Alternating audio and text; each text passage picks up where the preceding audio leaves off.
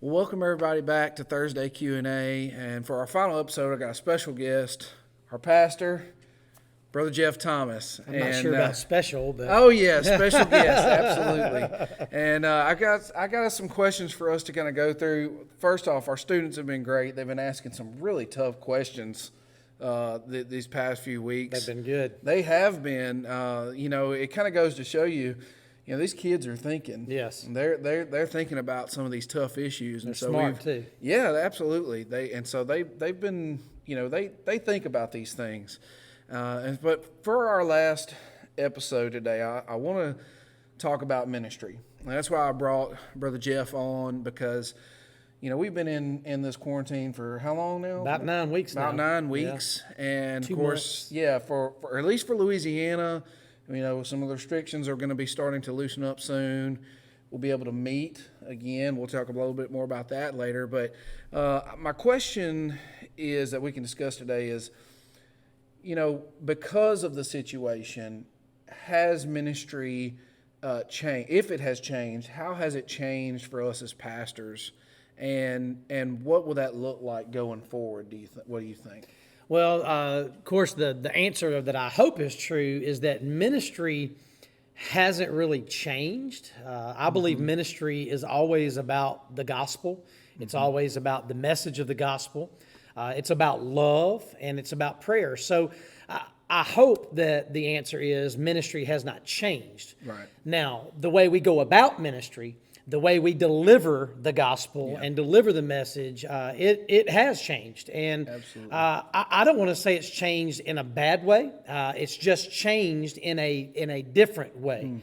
One of the things that we've done as a church, one of the things we've been blessed with as a church, even before this quarantine, the stay-at-home order, even before the coronavirus came, was technology. We were blessed with people who understood technology and resources to be able to use technology. And so we were already live streaming some of our services. We were already using social media platforms. Now, were we using it effectively? And were we using it in such a way to reach many, many people? Maybe not. Maybe we were settling for how it was being used. And because of this, we've really had to rely on it. I would say one of the things that has changed about ministry over these last 2 months, 9 weeks, however you want to, clarify it. One of the things that has changed is physical contact. That's been the biggest change. We have not been able to make physical contact like we used to. When you talk about our church, that's a big deal. We're known as a loving church. We have that time of fellowship where it's like, hey, everybody shake a hand, hug a neck, kind of deal. And that's going to be changed for the foreseeable future. So it's been a big change these past 9 weeks, these past couple of months, but that's going to continue to be a change that we have to embrace for the foreseeable future. Now, obviously, we're entering into phase 1 now where we can do some gathering. Of course, that's with restriction, 25% of your building capacity. Small groups, it's going to affect them because they still can't really meet in classroom settings. They would have to meet in a larger facility, or they would have to continue with Zoom, FaceTime, things of those nature. But really, part of the ministry that's changed for me is hospital, nursing home. That was a big part of what I do as a minister. I go out and make those hospital visits. I go out and make those nursing home visits, and people can come into my office and sit down and we can talk about the scripture and we can talk about life issues. And that really has changed because of the quarantine, because of the stay-at-home order, because of the coronavirus. But something else that I believe has really changed, but in a good way, is prayer ministry. Now we are known as a people of prayer. God's people, or we should be known as people of prayer. Right. And I believe that as a church, we are a praying church. We've been a praying church and we are a praying church. But I believe because of the lack of physical contact we've had with one another, we've really prayed more, been more consistent in our prayers, maybe spent more time praying, and that's not a bad thing. No, That's not at a all. really good thing. Absolutely. And so, that's another change that has taken place. Now, you asked maybe what are some things that are we gonna try to do moving forward? Maybe something that we've learned that we need to continue. Well, I would say the ministry of prayer. It should have been magnified during this time, and we shouldn't limit that or lessen that because we do have some of these new regathering opportunities. I believe even in the regathering, we should still focus on prayer ministry, praying for people, praying with people, whether it be over the phone or through email. That can still happen. Right. Now, obviously, we like praying with one another. Like we like being, having that presence and putting our hand on someone on their shoulder and praying with them. So I hope that those things will continue to be magnified as we move forward. But we've really, as far as the message, as far as the gospel, we've really been intentional in getting the gospel out through video platforms, through social media platforms, and I hope moving forward, and of course as pastor, that's going to be a lot of my leadership. Right. I want to continue that. Yeah. I want to continue to stress the importance of using social media platforms, using video to get the message of the gospel out. On top of our gatherings as they occur in the weeks ahead. Awesome. And I think you're absolutely right. The message, hasn't changed. Right. The message is still there. And what's interesting, because I think, a huge part of our Christian life is the connections that we make with one another. Right. It is those relationships. And it's through this time of having to be separated, we've really tried to bridge those gaps in other ways through the video, through our Sunday school classes doing Zoom, right, Facebook Live. So we've really tried to do that, and so I think that's been a really positive thing that we've really done, and new relationships. Right.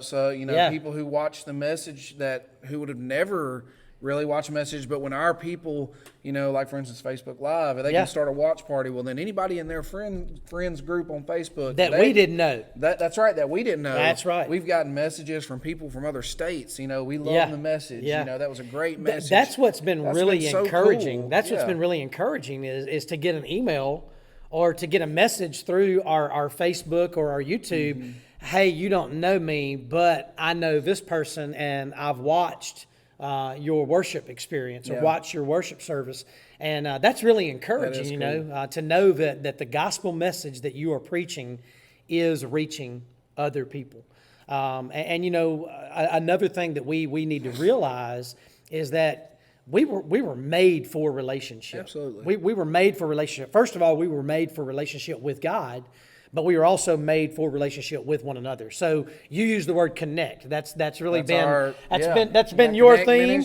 That's our church theme. That's right. And so we're all about connecting and staying connected. Yeah. And I think something that's very interesting, and maybe you can vouch for this from the student ministry standpoint, is that even though we have this social media platform, even though we have all of this technology, none of this should be used to replace connection.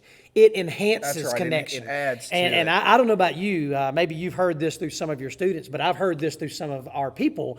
They're thankful that they've been taught how to plug into Facebook and YouTube. They're thankful that they've been taught and now can use these platforms, but man, they can't wait to be back together. And I think maybe your students are that way. They're thankful that they can connect through FaceTime and Facebook and YouTube, but it doesn't replace being together. And that kind of leads into my next question, which is actually for you, the viewer. And the question is simply, are you ready? Are you excited? Because soon the restrictions will be being lifted, and we have those restrictions, some still in place, but we'll be able to be with each other. Yeah. We'll be able to see each other face to face. Yeah. And we've been talking about this already, but just that connection there, it's special.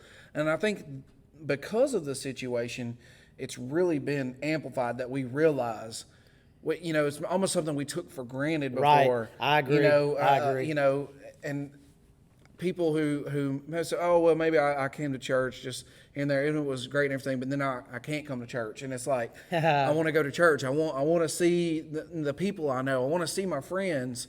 Yeah, there's an old song that I can't remember the name of the song, but the lyric goes, "You don't know what you got until it's gone." Until it's gone. And that's kind of what we've learned through this.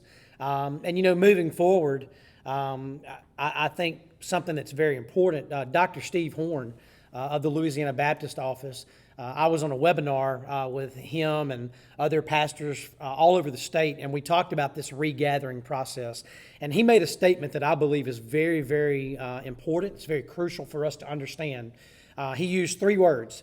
He said, we want to regather soon, but we want to regather safely, and we want to regather successfully. Mm-hmm. So I feel this excitement. Man, I have missed people being with me, being with people, and I want that to happen soon. And guess what? Start Baptist Church family and Start Baptist Student Ministry, that's going to happen soon.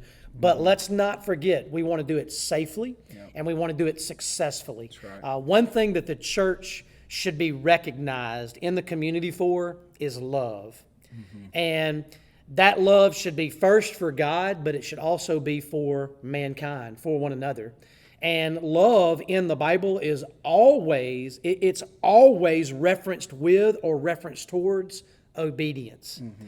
And so as a church body, we want to be obedient. We want to abide by the authorities, abide by the system that is in place that protects everyone.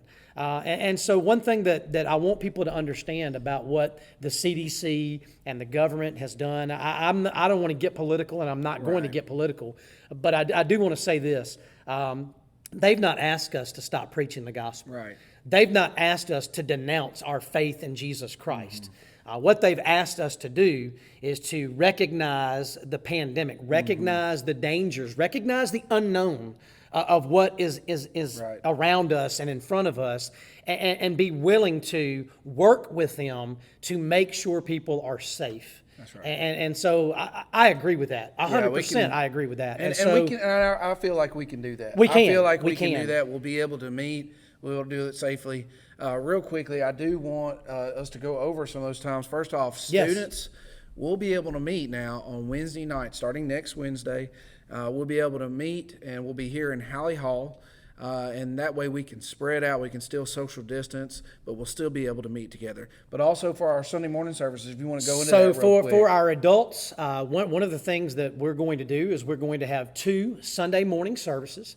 Our first service will be at 9 a.m. That service will be for our adults, 55 and up. We will meet right here in the fellowship hall on Sunday morning at 9 a.m. The second service will be at 10:30 a.m. in the worship center, and that will be for adults 54 and under.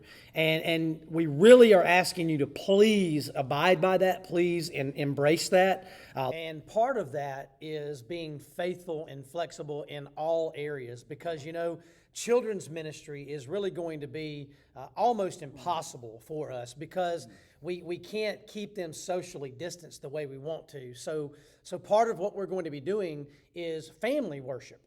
We're going to encourage family worship. We want you to bring your children into the worship building and experience worship with us. One of the things that was suggested by Dr. Steve Horn with the Louisiana Baptist Office is that we should allow our children to bring paper and crayons and markers in and maybe draw a picture of what's being sung on the stage by the praise team, or what's being preached by the preacher, and then leave that drawing so that we can post it on our Facebook page or our Instagram and show people that, hey, our children are listening and this is what they're getting out of service. And so just be faithful, be flexible.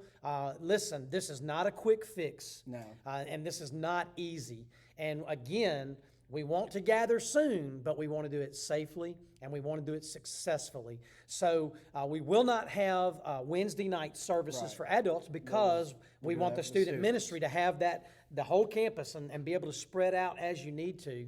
We're going to continue on Sunday nights for Phase 1 with an online Bible study. So you can go to our Facebook page or our YouTube page at 5 p.m. each Sunday evening, and we'll continue our Walking Through Genesis Bible study, at least for these next 3 weeks, these next 21 days. That's the way we're going to go. This Sunday, May the 17th, we're going to stay with our online worship experience. And so our first service will be May the 24th. And again, that will be 9 a.m. for our senior adults or adults aged 55 and up right here in the fellowship hall. And then at 10:30 a.m. in the worship center for adults 54 and under. Awesome. Well, thank you, Jeff, for joining me today. You're welcome. Thank you to all the students who have helped me put on Thursday Q&A over the past several weeks. And we really hope that you got something out of this. I know there's going to be several other of these type videos. I know, Jeff, you've been doing Wednesday in the Word. Right. Two Things Tuesday. That's right. Get it out. We've got these other media platforms that we're getting them out. We're getting this message out to you, and we hope that you've enjoyed them. So we appreciate you, and we thank you for joining us.